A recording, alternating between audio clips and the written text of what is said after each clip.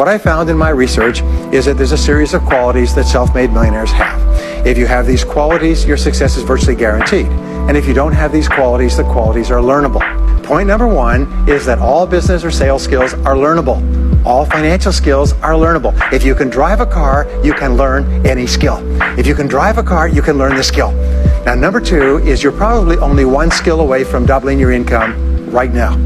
You're probably only one skill away from setting yourself on the road to becoming a self-made millionaire. That turns out to be the case for almost everyone. And then I discovered that all people who are successful are excellent at what they do. You know the old question they asked Willie Sutton, the bank robber, why do you rob banks? He said, well, that's where the money is. Well, being in the top 10% is where the money is. So what you have to do is you have to pay any price and make any sacrifice to get into the top 10% in your field.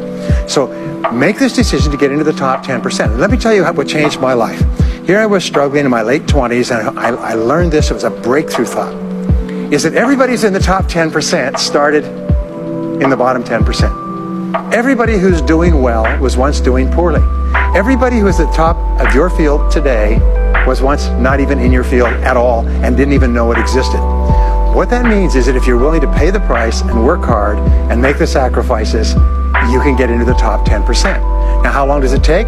It doesn't take a week or a month. Most people are really impatient. And to achieve mastery in your field takes 5 to 7 years.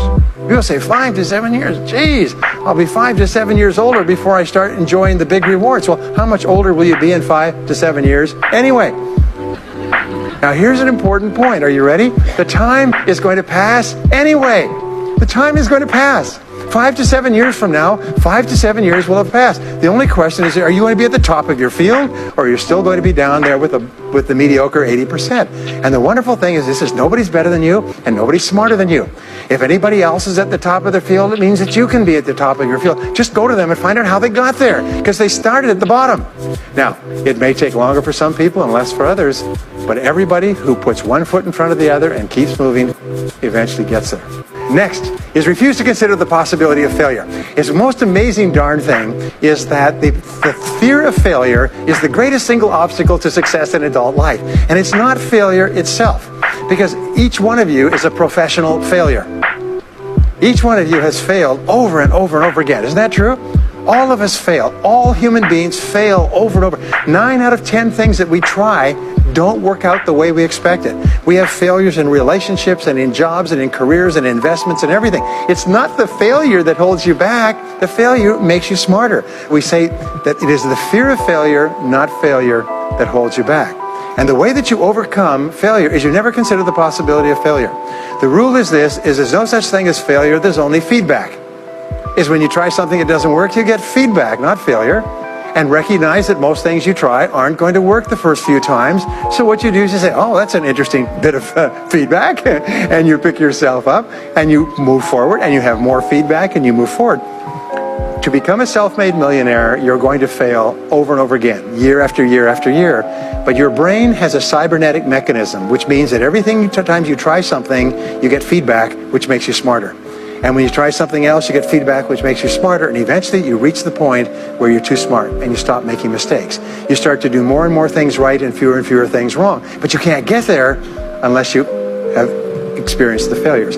Henry Ford once said that failure is merely an opportunity to more intelligently begin again. Now let me pass on one great rule to you, which has been discovered in interviewing self-made millionaires.